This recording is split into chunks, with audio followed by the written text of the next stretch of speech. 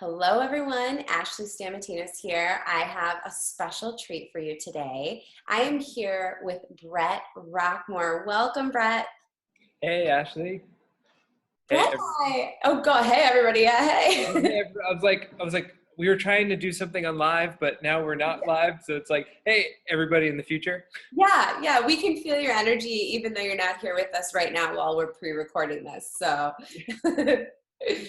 Bret and I have been talking for a little bit now about people in general, not specifically just children, but people in general through all years of your life.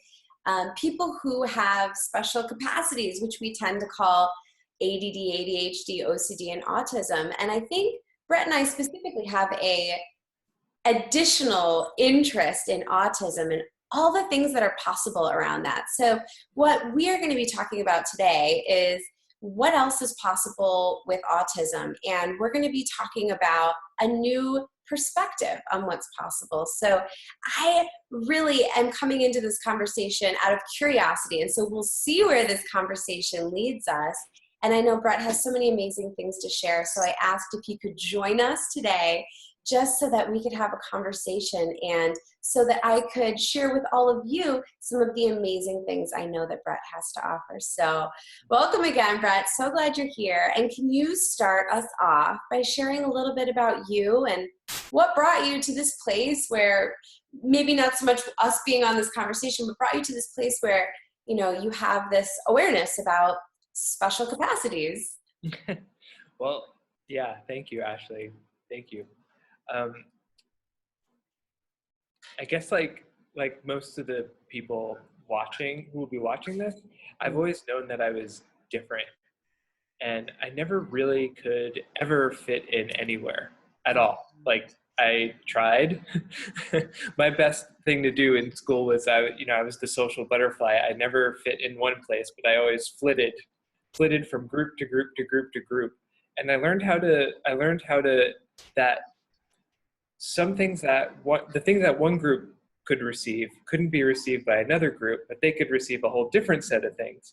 So I had one group where I talk about music, one group where I talk about like their relationship stuff, one group, it's just all these different groups could receive different things. And I got pretty good at seeing what people could receive, but I never really got how to really interact. I never got, well, this is one of those autistic things, like right now, like even I was one of those like rare autistic people growing up where I actually,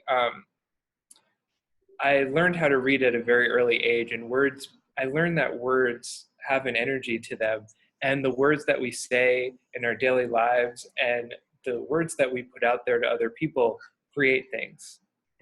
And yeah, and I became obsessed. I was reading, like when I was in like third grade, I was reading books at like a 12th grade level, and it just, yeah, I just. Because I know you, that's not surprising to me. And that's pretty amazing. Yeah, thank you. So you were fascinated with a lot of things, or was it a specific topic that led you to reading 12th grade level books when you were so much younger? Everything, literally everything. And that, yeah, I'm pretty much interested in everything. And that it's so funny talking with you here, because we're having this conversation about like, OCD, ADD, ADHD, autism, and I can't seem to even like complete one sentence or complete one thought.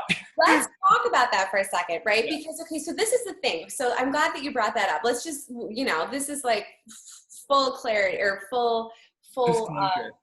full disclosure here, everyone. Yeah. So, okay, so Bret and I got on the phone a couple weeks ago, and I had a similar thing, except it wasn't exactly what you're experiencing. You're like, almost like space, right? Like you're like space, and you're like, where are my thoughts right now? I have them, but where are they?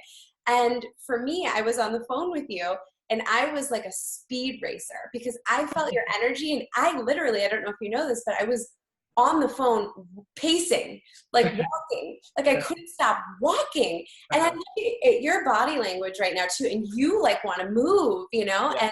It's interesting, and I have that too. Like, I have to exercise a lot to like expel. Like, I wonder, what is that to you? What does that mean to you? What's all that energy that you're aware of?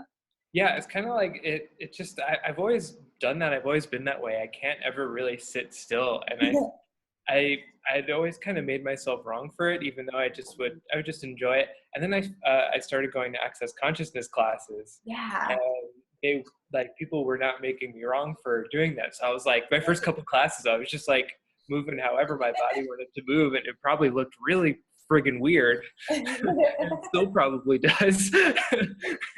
But it's just one of those things. I like, bodies are amazing and they're fascinating, and when you have these differences that you are, and this different way of functioning in the world than most people do, and most people don't let their bodies move. Most people don't let their bodies contribute to what they're saying or what they're communicating. I mean, I grew up in Long Island, so like there were a lot of like Italians there, and they all use their hands and stuff, and so Funny. So, yeah, yeah. so you're willing to allow your body to move if your body Yeah. asks for it, right? And it's Yeah. like, so do you feel like you always have energy flowing through you, or would you not explain it that way? I wouldn't explain it that way. A lot of, like, most of the time I growing up, I would say I was pretty like disconnected from my body. I would play a lot of video games and stuff, but that was my way of actually dealing with the world around me, because I grew up like undiagnosed autistic. Yeah. Um, there wasn't there. My parents probably thought I was really strange, but since I could talk, and since I could read and do a lot of other things, I don't think they didn't really think to get me checked out or anything like that. When I was growing up, autism wasn't like as hugely known as it is now, so I just kind of skated on by, and I used a lot of different things to cope with the world around me, because I didn't have the tools to deal with it at the time and have ease with everything I'm aware of. Because if you are autistic at all, or if you have any kind of autistic tendencies, or you're anywhere on the spectrum, or even have OCD or ADD or ADHD, you're more than likely aware of so many different energies just when you walk in a room, Right. even before you walk in the room, even when you think about walking into the room. Yeah. I don't think a lot of people know that. I speak to a lot of parents that have no idea that their kids have an awareness of what's going to happen in a room or what's going on in the room now, way before they even get there. So is there anything you can say to the parents of kids, or even to adults who are dealing with what might they feel or become aware of if they're sensing what's going on in there before they even get there? Like, what is that like? Yeah, totally. I would say to the parents, how like sometimes your kids will all of a sudden kind of like act out, or they'll act like really strange, or they'll get like agitated, or you can sense that there's something that's just like not not quite sitting well in their world. You can ask them like, what are you aware of? Yeah. Who does that, or who does that belong to? Because they'll, especially kids who have autism, or anyone really, they'll pick up on all the thoughts, feelings, and emotions of everyone they're tapped into. If you're about to go somewhere and your kid starts getting anxious, like I would always get so anxious before going to school in the morning, or anywhere really, because I could perceive all this energy of hundreds and hundreds and hundreds of people like going to school, and I never wanted to go, because I would perceive and feel all this energy, and I didn't know that it wasn't mine. I thought it was mine the whole time.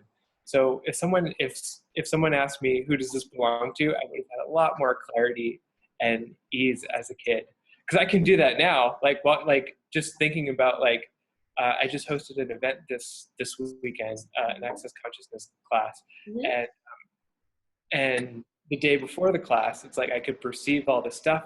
Before I would have thought that I was like cranky or grumpy, but what it actually was, I was actually perceiving the different energies of all the people who were coming to the class, who I was going to be dealing with and interacting with over the 3 days. So, yeah, asking your kids, who does this belong to, is a really, really, really, really great tool for them to start getting clear on the different energies that they're aware of. Because the more awareness you have of what you're actually aware of, the less they'll buy it as them, the more they'll get to have a sense and a clarity and an ease with who they are and who they're choosing to show up as every day. And so I used to go into rooms literally, and I would think that I was everything else that was going on in the room. Like if people were, once again, like cranky or irritated, I would think I was cranky and irritated, but I was just aware of what was there in people's worlds. So your kids might have something similar if they have hard times being in crowds, or if they tend to shut down when they're around people, or in certain situations. Ask them, what are you aware of? Who does this belong to? Another great one is asking, who are you being? Oh, I love that.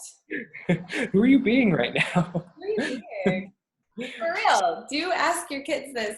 Yeah. Can I share a quick story about that one? Please. So I was on a plane with my son when he was a baby, and we had flown quite a few times, he and I, and it was pretty easy flying with him until I got on this one plane flying back from New York.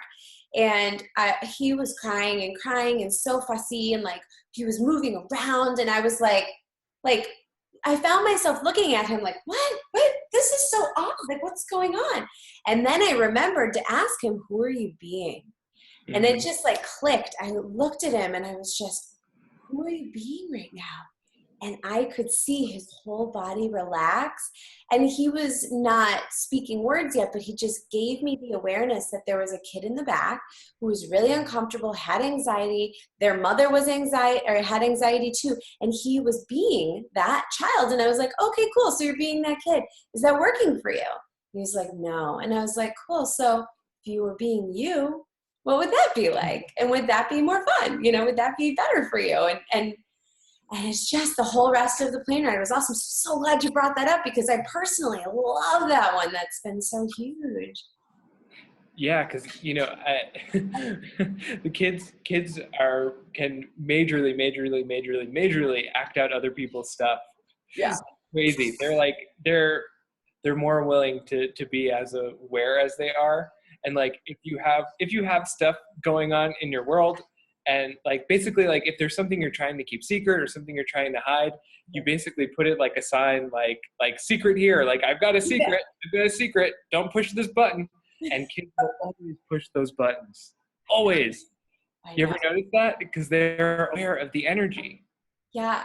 So what's that like for you as an adult, being so aware of people's buttons that are like, hey, don't push this right here? Like what is that like for you?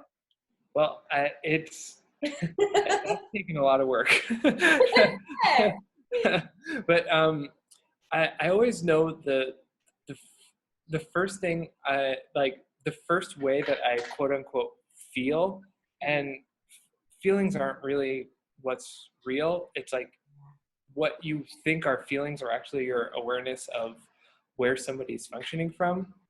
And so the first thing I received from someone in an interaction, I used to think that was mine, and I used to like duplicate it. I used to like mirror it right back at them. So if like I was like the other day, I still do. It's not like I don't. It's a choice now though. Right. I was with my friend Sarah Grandinetti getting this haircut. Okay. She's an amazing. She's an Access certified facilitator. She's awesome. She does this thing called I Am Beauty, which is really great. You can look it up on Facebook. There's a great Facebook group. But I was with her and her kids were there. And wow, I totally forgot where I was going with that story. But it was a great story. Secret here, don't push this. Yes, secret here, and also the mirroring. Yeah. So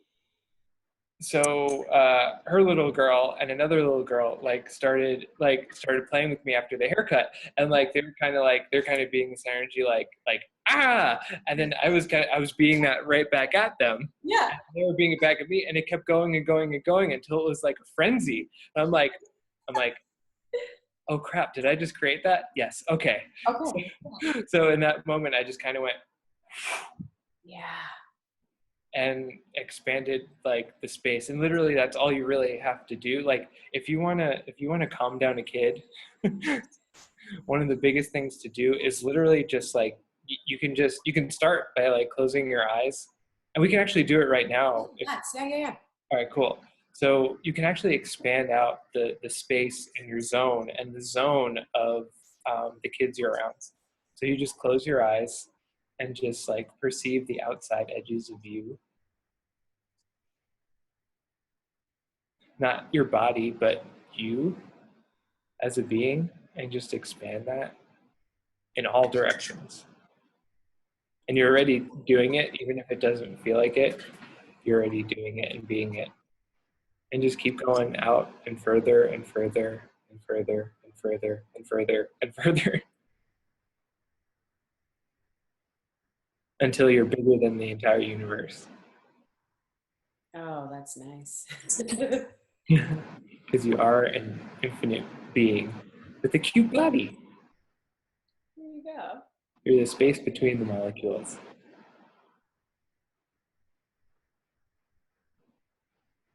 And you can open your eyes now. Do you notice there's more of a softness Yeah. and more of like a willingness to receive and be present?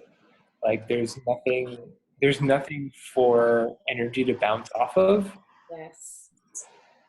It just kind of goes through. And when you can practice that expanding out, especially if you're in like a tense situation or like a stressful situation, if you just expand out, because when you're doing stress and you're contracting, it's like here is the situation and here is you. Yeah. But when you choose to expand out, like here is the situation and then here is you. Seems So small. that thing that seems so big and so unchangeable becomes really tiny, and you can just kick it. Yeah. No big deal anymore. You're small. Yeah. Oh, that's so nice. And so that's one of the things that you did in that moment with the two girls, right? You expanded out just like that, right? Yep, and it's kind of like an EMP, if you know what that is. It's like Nope. yeah, and like in like military or science fiction video games and stuff, it's literally like this bomb that you drop that like Okay. it renders all like electricity and technology like useless. Oh, that's Like cool. taking all the electricity out of the situation and just That's really awesome. And now I'm aware of such a spaciousness. I'm like, ooh, okay. Like everything's so spacious. I have like no thoughts, like no solidity right now, which is what you were speaking about just a moment ago. It's like there's nothing to bounce off of. Sometimes I wonder if people know about that. That's something for you and I, we're functioning from always having that awareness about like removing the solidity and so that we're not in judgment. But can you talk a little bit more about that? Like, how has that shifted your life to, the words I want to say is like push down your barriers or expand your energy so that you don't have that solidity, so there's nothing to bounce off of. Can you just speak about that? yeah, we're taught that in order to protect ourselves, in order to keep ourselves safe, that we have to have barriers to things, that we have to keep things out. Yeah. But what that actually does, it keeps things out, but it also keeps us from, well, it doesn't just keep the bad things out. Yeah. It keeps the great, the wonderful things out also. So when you have no barriers, when you lower the walls and barriers to receiving anything, it's not that you will be unsafe or you will be unprotected. You'll actually be totally aware of everything that is coming your way, and you can move out of the way instead of them knocking on your barrier. Amazing. I love that. It makes a lot of sense to me. And it took me a little while. I admit that when I first learned about this, I was resistant to it because I was taught for so long that you put up more and more and more barriers to protect yourself. And what my personal story was that I put up so many barriers and it just wasn't working. And I was getting drained and exhausted. And it took me what felt like 24 hours of protection techniques to even get a little bit of relief that really wasn't relief. And so I was like, okay, something else has to be possible here. What else is possible?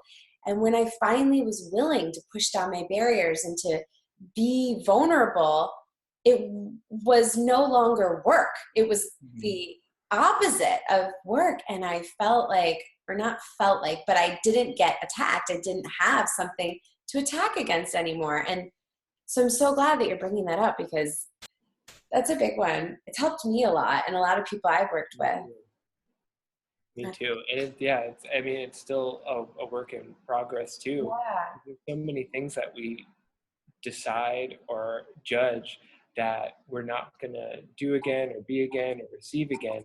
And every single time, and not even from this lifetime, but like anytime you decide one of those things, it doesn't just like, it can't just come in. It's like you've literally created it so that it can't come in again. Yeah. So like even the times where, like, let's say you were a kid and you were being as different as you are, you were being open and vulnerable, and somebody attacked you or said something nasty that you weren't expecting, and you could perceive all of it, and it was so intense and you didn't know what to do with it, that you're like, nope, not going to receive that again. Yeah. But what that does is it also eliminates your capacity to receive the other intensities of life. Yes. Oh, wow. That was well said. That's a great way of explaining it. Yeah, thank you. Like, just, how intense is it to go out in the ocean? Oh my gosh, I'm getting the chills. That's so cool. Wow, that's just mind blown. I mean, so everybody who's listening, sort of allow yourself to really let that percolate for a minute. Let that really expand into your awareness about if you're cutting yourself off from the intensity of receiving whatever it is that you've judged as maybe bad or uncomfortable or whatever, wrong. What about all the amazing, wonderful things too? And if you were to allow yourself to receive everything, what would that look like, right? I mean, you want to keep going with that for a second? This is so cool. Yeah, you as a being are intense, extremely intense. Yes. Yes. And so when you, growing up, a lot of times when you're being that intensity or you're being that level of potency that you have as a kid, people are being like, now don't be angry. Right. Or like, stop that. You don't want to be an angry boy or angry girl or whatever. But the thing that sticks us with that is that it wasn't ever really anger. It was a level of potency. And when you apply that intensity that you be to changing a situation, you can yell or whatever. It's not anger. It's an intensity of being, an intensity of change. Like this changes now. Yes. Oh my gosh. So many people, kids through adults, are experiencing that anger, concluding that it's anger instead of intensity, instead of potency. Can you talk about, how do they differentiate, when they're angry versus potent? Or is there ever a differentiation? Is it always potency showing up as different things? Like, how do they? There are a couple of different things with anger, because the energy of potency and anger are very, very, very similar, and it's very easy for people to misidentify and misapply. Potency, you can use it and lose it. Wow. So basically, you could be yelling at somebody 1 second, and then the next second you can be totally peaceful and calm and happy. Anger, you don't lose that sense of irritation. With anger, it continues and continues and continues, and your body aches. You don't feel well. You continue with the feelings of anger, where you're just like, oh my gosh, that's so cool. I so love how you're explaining this, and I'm thinking in my head here, it's like a Rolodex. I'm thinking about how many times even my son has even, or other kids have shown a level of potency that looks like anger, and then they're done with it. It's like, oh, Yeah. I needed to be this potent in this moment. I changed what I wanted to change. Now I'm on to something else. Like, they lost it. They're like, use it and lose it. Like, so Yeah. that tells me, oh, that was potency. That's awesome. I wonder what else they can create with that. That's so awesome. Yeah, exactly. And it's made so wrong. And for parents out there, a lot of you were probably made wrong for the potency you had as a kid. So yeah, so everywhere, all of you have misidentified and misapplied anger and potency, Yeah. anger and intensity, anger and the intensity of you as a being. Will you destroy and uncreate all of that right now? Yeah. Right and wrong, good and bad, pot and pock, online church, boys and beyonds. And do your people know the clearing statement? No, only my elite clients. So let's Oh, that. Oh snap! You're in for a treat. All right. So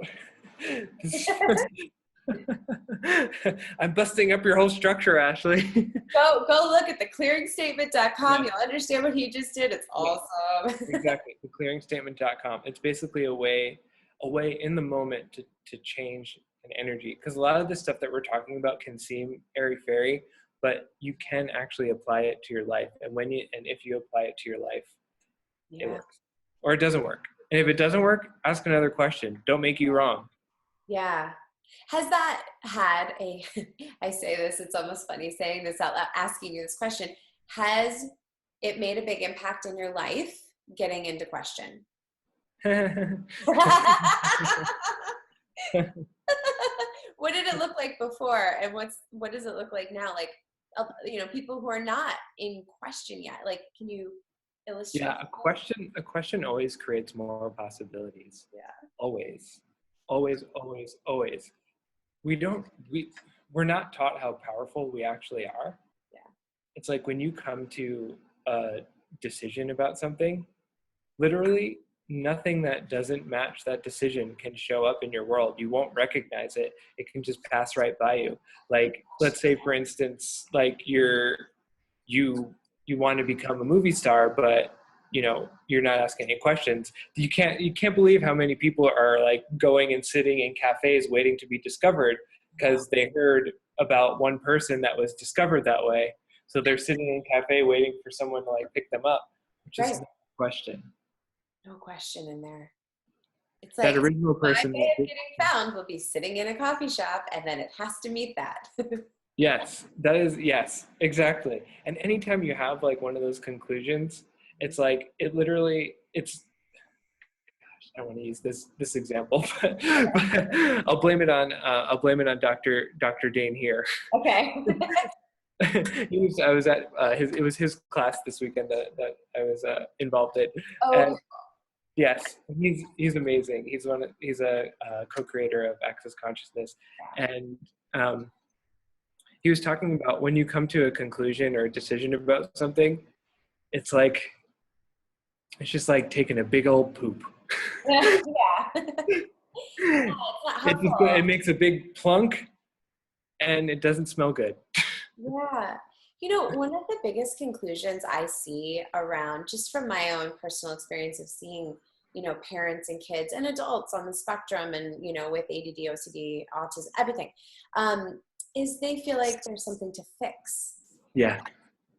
Which is also a conclusion, which is also a place, a decision and judgment. Because when you go to change something from the idea that you have to fix it, it's like, it starts off from a place of wrongness. Either that person's wrong or their body's wrong or that you're wrong because, especially if you're a parent, because, if you were the perfect parent, they wouldn't have this going on because it would already be, that would have never happened.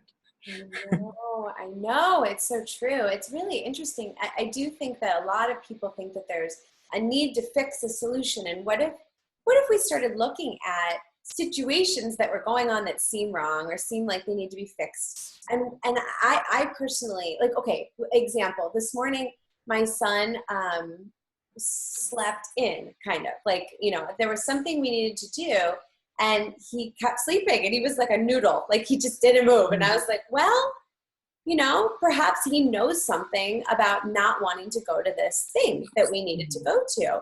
And it turned out like it was so brilliant that he slept through it. I just allowed it because I was like, what if this wasn't wrong? Like, what if he actually, his body somehow knew, it's not like he's going to wake up and say like, I didn't actually want to go to that. It was just that his body was like, no, that's not for me right now. It's a different way of looking at things, right? Totally. That is absolutely brilliant. It was cool. I tried to tell my mom. She's like, well, he was out late last night. I'm like, yeah, I know. And I don't think that's what this was about. I think it was more. I think there was a bigger picture here. Like, what else is this about here? And what if there was actually a rightness about this? What if it wasn't all a wrongness? What if there's no wrongness? What if we gave their bodies, what if we were aware of what their bodies were trying to tell us? I think that's what I'm trying to say. Yeah, totally. And that's a really great question to ask in any situation too, is what's actually right about this that I'm not getting? What's right about this I'm not getting? Because if you're stuck in the wrongness of something, all you can see is the wrongness. All you can see is that it needs fixing, that it needs to be different, that there's something wrong. So yeah, if you start asking what's right about this that I'm not getting, you start to invite a different possibility to show up. And like in our example before about the person who sits in a cafe and it's like, this is how I'm going to get discovered. Right. They're not asking the question that would create that, because that's how if you're someone who's different at all, how you create is actually from question. You ask the question, what would it take for this to show up? Mm-hmm. So you would ask, like, that's the question that person could have asked in that conversation. Yeah. What would it take to be discovered? Yeah. Discovered. Cool. What would it take to have more ease with my diagnosis? Or what would it take to have more ease with the people around me who are concluding how I should be? What would it take? That's so cool. So were you made wrong when you were growing up? Oh, no. Never. Yes, of course. Like other than like every moment of every day. Oh my gosh. Wow. Oh man. Oh, I could feel that as you say it. I can perceive it and perceiving it. Wow. Yeah. So one of the things about that, if you who are watching that out there have been, made wrong, most of us have been made wrong because we're not like other people, even when we try to be. Don't try. No. Yeah. But we're made wrong all the time. Yeah. And if you can be made wrong like 24/7, like constantly, and still be here and still be happy and like still be trucking on, there is a major potency that you have not acknowledged. Really good point. Hadn't thought about it like that. But think about what you've endured. Exactly. You're wrong for this long. What if you didn't use your energy against you any longer? What if you used it for you? Exactly. So that's where you can start asking, what's actually right about me that I'm not getting? Yeah. Oh my gosh. So many parents I know, they judge themselves that they're not the perfect parent, that they don't want to be a bad parent. They, that they're totally messed up, so they don't want their kid to be as messed up as they are, but then they're projecting that their kid is going to be as messed up as they are because of course they are, because they're the ones who are parenting them. And it just creates this never-ending cycle of judgment that they also were brought up with as well. So what if now is the time to stop the cycle of judgment? Done. Let's all do it together. Comment below about what you're stopping the cycle of. What judgment are you done with? What labels are you done with? We want to hear. We'll both be commenting. Oh, cool. Right? Yes, we'll both be commenting. So comment below and we'll both reply to all of your comments. So get in on the conversation. And that's a really fun place too for you to ask any of your questions as you're watching this video.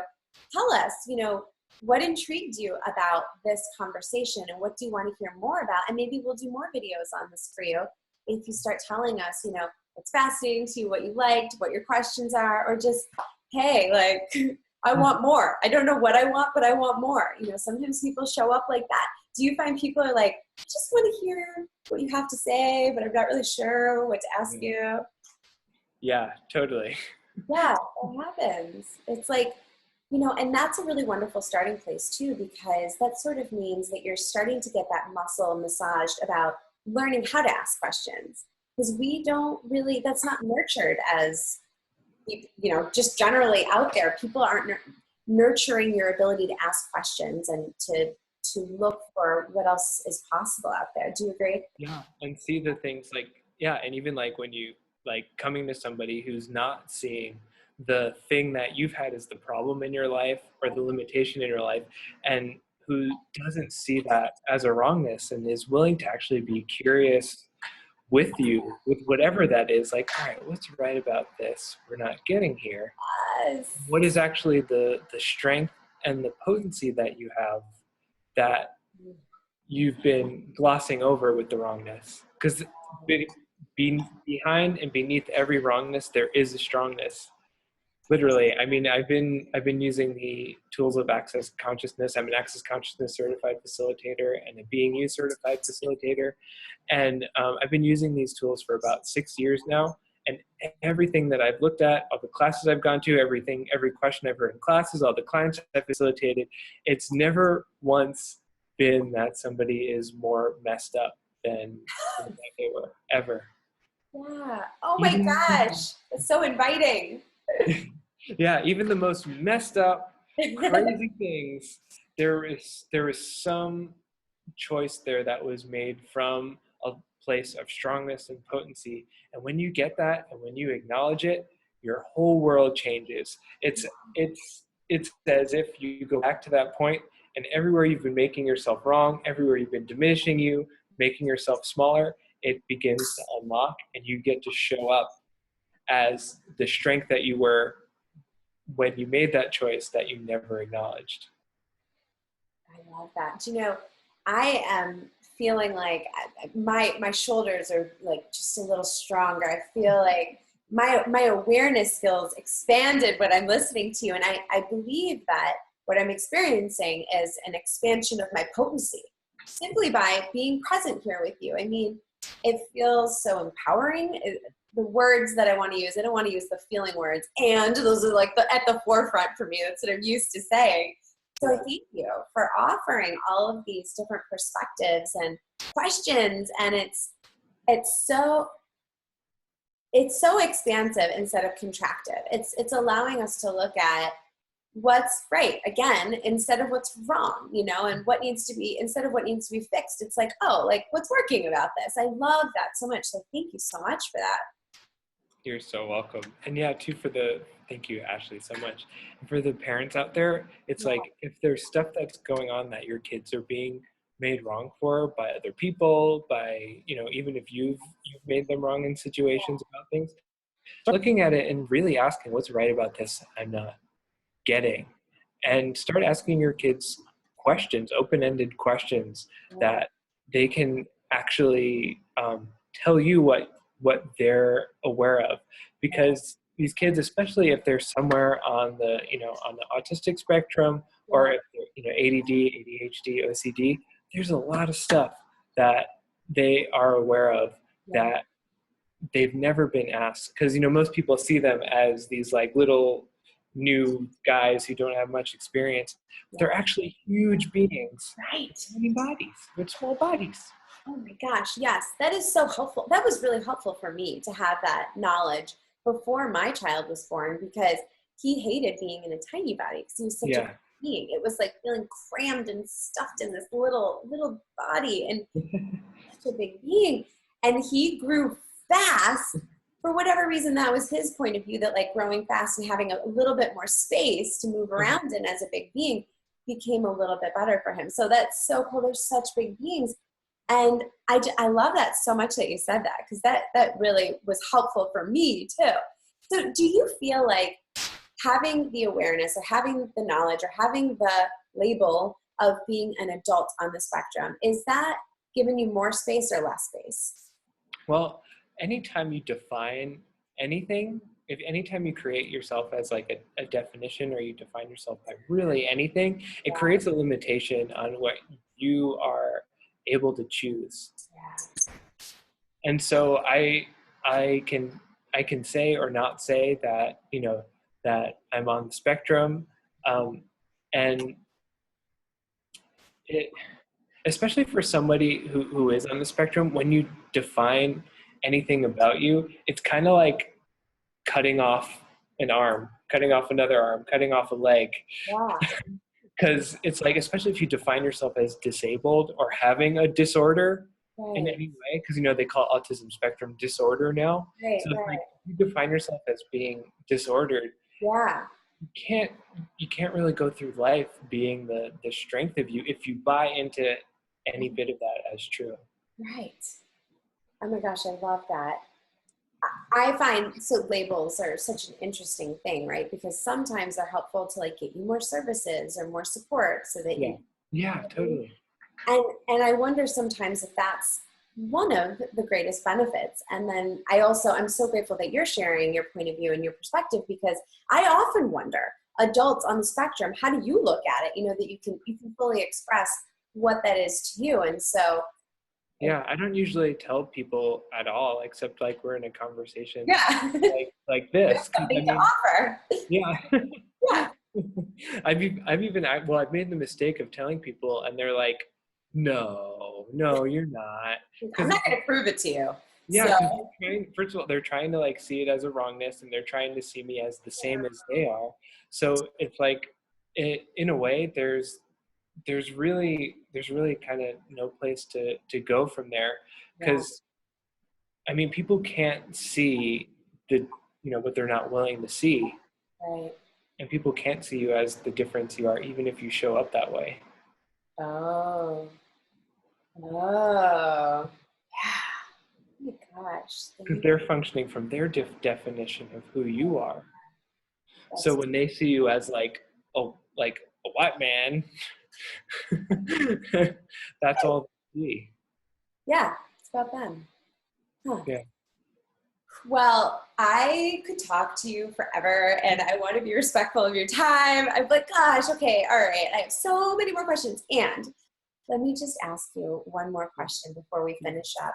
If you could say anything to all of the listeners out there that, you know, a word of advice, a word of encouragement, whatever it might be, what is that one thing that you would love to share with everyone? Um, I'd say get your bars run. Okay. Yes, I do it all the time too. I just had my bars run. And if you're watching and you don't know what the bars are, it's like this amazing body process done on different points on the head. And it dissipates the, like, you know how you have like thoughts that continue on and on and on in your head, and no matter what you do, you can't seem to like get them out of your head. Yeah.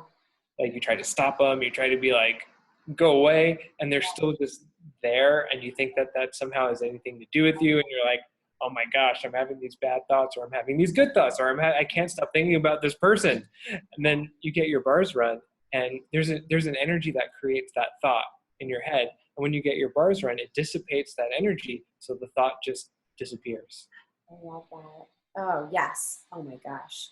And it does do that. And I've been getting my bars run for a lot of years. And for a long time, you know, I was like, I need them at least every week, especially when you're clearing a lot, you know, it's different for everybody. So I won't tell you how it's going to feel for you or what it's going to be like for you, because it's different for everyone. I get my bars run usually at least once a week too. Yeah. Yeah. It's like my body's like, okay, it's time. It's time. Yeah. Who wants to run them? Let's I check. usually run them when I start feeling like I'm like walking around with a head that's like heavier than it should be. Oh my gosh. Yeah, me too. I always feel like when I'm a little more emotional. That's my cue. And sometimes people feel like they have a little bit of a headache or something. So it's really helpful. So Bret, can you share with us how everyone can get in touch with you if they want to continue to work with you or reach out to you? You know, how can they learn more about you and how can they connect with you? Yeah, you can find more about me. The easiest way to connect is through Facebook, Bret Rockmore. BretRockmore. And you can also find, I do a series on Facebook Live called Storytime with Bret, where I read from books, and basically the idea was to basically be a friend to people, be a voice, to be this kind of space like I was being with you guys here. And I read a lot of access consciousness books, and we do the clearings and all that stuff. So if you go to storytimewithbret.com, you can watch the past episodes on there and contact me through there. Awesome, wonderful. Well, I hope you all will continue to follow up with Bret and reach out to him and watch these Facebook Lives that he's producing. And you can also go back and look at the other ones he's done as well. Oh my gosh, excellent. Thank you, thank you. I feel like buzzy. Do you feel buzzy at all? Yeah, I'm like, woo. Anyway, this happens when I really like conversations. It's kind of, woo, yeah. So everyone who's listening, I would love for you to comment below. That's how we're going to know if you liked this and if you'd like to hear more from us. We'd love to hear any of your questions, and we'll get in there and respond to your questions. So thank you for joining us, and thank you again, Bret. Awesome. Thank you so much, Ashley. You're such an excellent interviewer. Oh, thanks. Well, you're so interesting. It's very easy to ask you questions. Sit back and listen. Hey. I hope you all want more, because I would love to interview Bret again and have more conversation on this topic that I think both of us are really fascinated about this. And we know that a lot of people are seeking this information and maybe aren't necessarily sure where to get it. So if you'd like more, please let us know. We're both really accessible online, especially through social media. And I hope you have a wonderful day. Take care. Bye.